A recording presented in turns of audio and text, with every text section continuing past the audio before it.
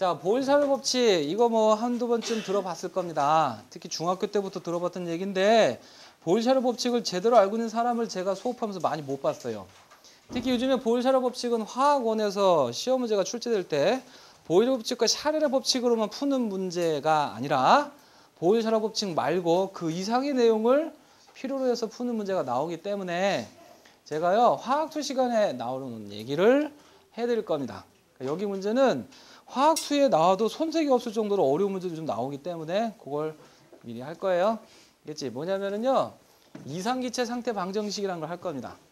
알겠지? 아마 여러분들 학교에서 공부하시다 보면 선생님들이 이상기체 상태 방정식도 수업 시간에 해주신 분이 계실 거예요. 원래 화학원 과정에서는 몰라도 되는데 근데 아주 굉장히 어려운 문제 풀려면은 그걸 좀 알아야 되기 때문에 할 겁니다. 이상기체 상태 방정식이라는 용어는 외울 필요는 없고요.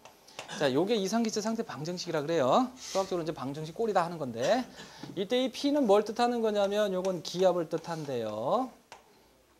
자, 이때 요거 단위는 ATM 또는 기압 둘 다 좋습니다.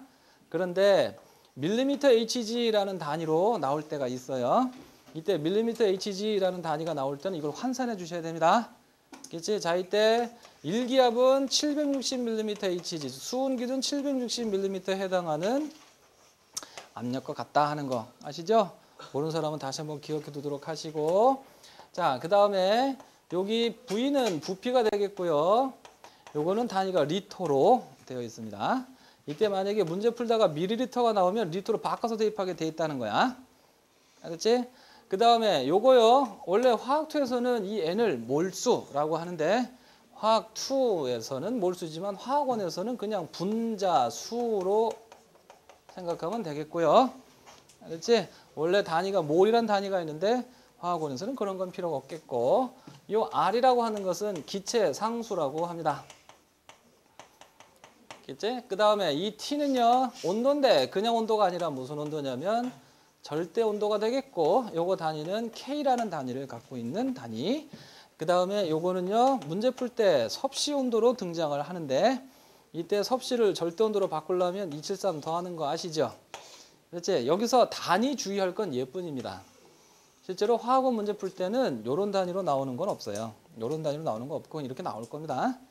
그렇지? 근데 얘는 요런 단위로 꼭 나올 거니까 이거 K로 바꿔서 계산해야 된다는 거 알아두시고 그런데요. 저는 이상기체 상태 방정식을 나중에 화학2 할 때도 이렇게는 수업 안 합니다. 자, 일단 이상기체 상태 방정식의 의미가 뭔가 잠깐 봅시다. 이상기체 상태 방정식에서요. 무엇을 얘기하고 싶냐면은 어떤 물질이요. 기체 상태로 존재하기 위한 조건이 있답니다. 그치? 기체 상태로 존재하기 위한 조건이요. 첫 번째 뭐가 있냐면은요. 세상의 모든 기체는 N, T, P, V 네 가지 물리량을 가지고 있습니다.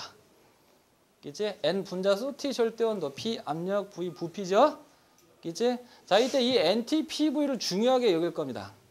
그치? 왜 중요하게 여길 거냐면은 이 N, T, P, V 넷 중에서 하나라도 다른 값을 갖고 있는 기체는 그건 다른 상태입니다. 다른 상태. 그치? 스바 그래갖고 물리 시간에 배웠던 이 운동의 기술 3요소 이거 왜 배웠습니까? 셋 중에 하나로 다르면 그건 다른 운동입니다. 크방작 아시죠? 힘의 3요소. 그치? 이거 왜 얘기합니까? 셋 중에 하나로 다르면 그건 다른 힘이라서 그렇습니다.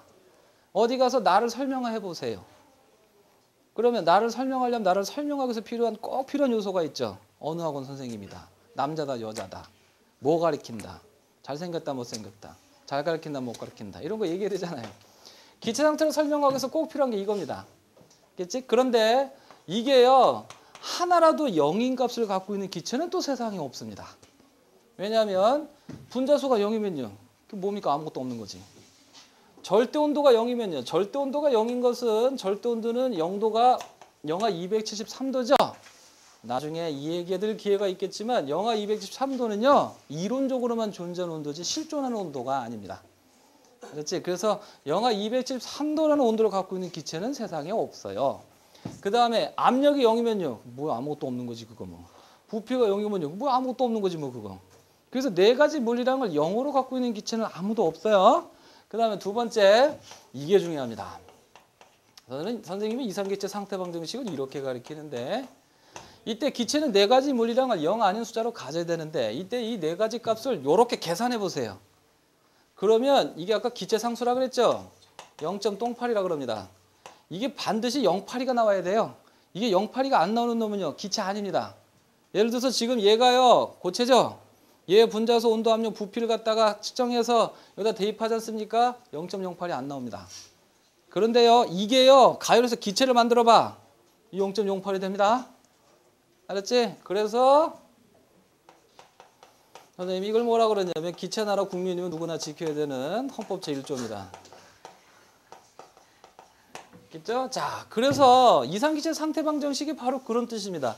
하느님이 세상 만들 때 이렇게 만들었대요. 기체 상태는 무조건 이래야 된대. 그래서 이걸 모든 기체에서 똑같다 그래갖고 기체 상수라고 부르는 거야.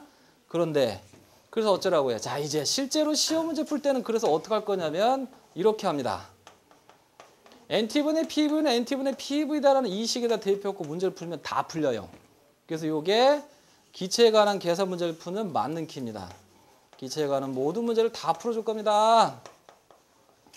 왜 이런 식을 세울 수 있냐면요. 자, 이거는요. 중요한 거기다 적어놨으니까 그냥 보세요. 한 기체를 변화시키기 전에 기체였는데 변화 후에도 기체였다고 칩시다. 그러면 변화 전에도 기체고 변화 후에도 기체면 변화 전에 이 값과 변화 후에 이 값은 같기 때문에 이런 등식이 성립하는 겁니다. 이 뭔 소리냐면요. 예를 들어서 지금 실린더에 기체가 들어있답니다. 그치? 자, 이때 이 기체를요 변화시킬 겁니다. 부피를 줄일 겁니다. 알았죠? 자, 이때 처음에 변화 전과 이게 변화 후인데 변화 전에도 NTPV가 있었을 겁니다. 변화 후에도 NTPV가 있었을 겁니다. 알았지? 0 아닌 숫자로 가지고 있겠죠? 그치? 자, 이때 변화 전에도 기체고 변화 후에도 기체면 NT분의 PV 값하고 NT분의 PV 값은 모든 기체면 무슨 상태든지 간에 다 0.082로 같지요. 그래서 이런 등식이 성립합니다. 그런데 이 식은요, 하나의 기체를 놓고 변화 전후로만 따질 때만 쓰는 게 아니고 서로 다른 기체가 있다고 칩시다. 서로 다른 기체에서도 적용됩니다. 여기 뭔 소리냐면 여기 수소 기체가 있고요, 여기 산소 기체가 있다고 칩시다. 이때 얘도 NTPV를 0 아닌 숫자로 가지고 있을 것이고 얘도 NTPV를 0 아닌 숫자로 가지고 있을 건데 이때 이거 NT분의 PV 값과 이거 NT분의 PV 값이면 기체 종류하고 상관없이 무조건 0.082가 돼야 되거든요. 알았지? 그래서 한 기체를 놓고 변화 전후로 물어볼 때나 또는 서로 다른 기체를 놓고 물어볼 때 어느 때든 적용이 되는 건데 요게 화학원에서 주로 나오는 겁니다. 요건 화학초에서 주로 나옵니다. 요즘에는 낼 게 없으니까 자꾸 요런 것 쪽으로도 화학초에서 나옵니다. 아니 화학원에서 나옵니다. 그런데요. 기체에 관한 문제는요. 어차피 둘 중에 하나밖에 없습니다. 하나의 기체를 놓고 변화 전후로 따지든 서로 다른 기체를 따지든 그래서 그냥 무시하고 기체에 관한 문제는 여기다 대입하면 됩니다. 그런데요. 좀 더 구체로 들어가면 이거 외울 필요도 없습니다. 나중에 쭉 들어보면 문제 푸는 규칙 딱 한 가지밖에 없습니다. 그거 얘기하려고 하는 거니까 그냥 편하게 들으세요. 기체에 관한 계산 문제 나오면 첫 번째 일단 이 식을 세웁니다. 그 다음에 두 번째 할 짓이 있습니다. 여기가 중요합니다. 시험 문제를 가만히 보시면 무조건 네 가지는 나옵니다.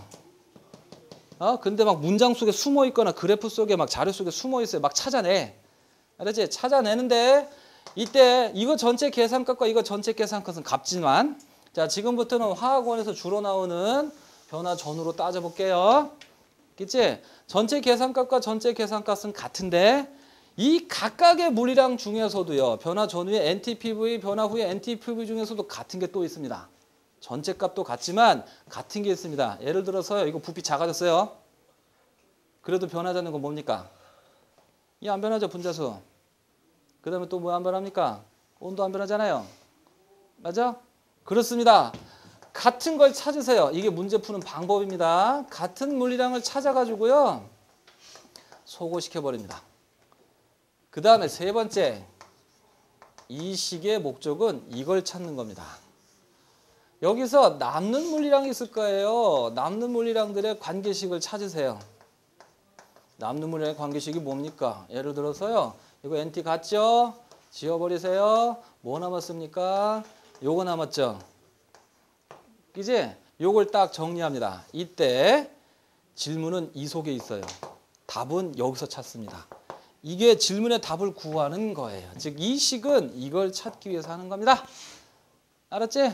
자, 그러면요. 좀 더 구체적으로 들어가서요.